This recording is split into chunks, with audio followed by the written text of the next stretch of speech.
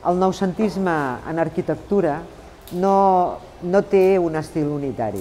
Hi hauria una categoria d'edificis que formarien part, podríem dir, d'aquell nou espai urbà que s'està urbanitzant en aquests moments, com va ser la Via Laietana, a través del Pla de la Reforma Interior, i que en allà hi trobaríem exemples amb la Casa Cambó, el Casal del Metge, la companyia d'assegurances, que està una mica més avall, obres de Florença, d'Antoni o de Ramon Puig Gairal, en el que també hi ha la presència, per exemple, d'esgrafiats. Llavors, aquests edificis que formen part, per exemple, d'aquesta via urbana, com la manera que tenim per poder-los identificar, doncs és que tenen una adopció, a vegades, d'aquells edificis que es construïen als Estats Units, que tenien una tecnologia avançada, però que aquí també s'aplicarà a nivell d'estructures de ferro, de bigues de ferro, que permeten la sostenibilitat de l'edifici.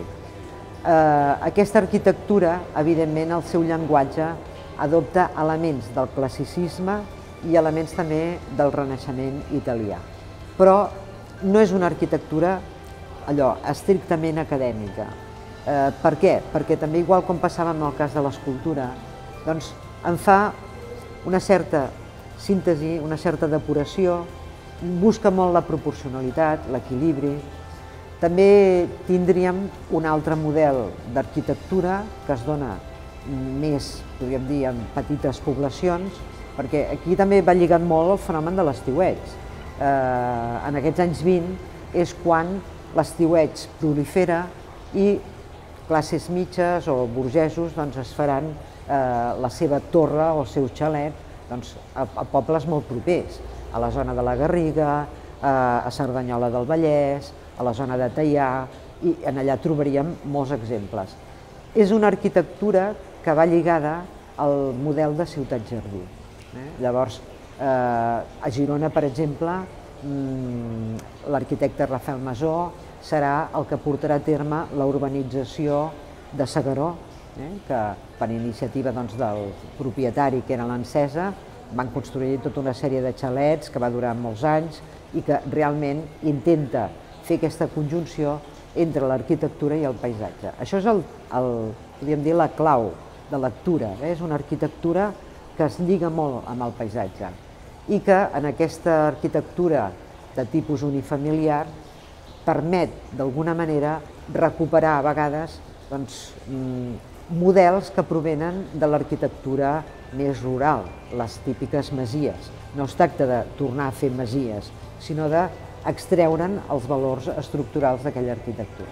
Hem dit l'urbanització de S'Agaró, però també podríem parlar a Sitges de Terra-Mar, que encara que hi ha hagut moltes alteracions, però també seria un bon exemple. I hi hauria un tema que també és molt interessant en el noucentisme, que és que com que té aquest caràcter humanístic, intenta educar a través de l'art, recuperar fonts o construir fonts en indrets que són també molt freqüentats, podríem dir, per la menestralia, per la gent del país. Per exemple, a Viladrau, la mateixa font de l'Oreneta, és una obra esplèndida, que a més hi ha el poema del Guerau de Liost en aquesta font, és un treball del Joan Mirambell i amb un baix relleu del Joan Rebull, un escultor també noucentista. La font de l'Oreneta seria una d'elles, la font Picant, vinculada al balneari de la font Picant.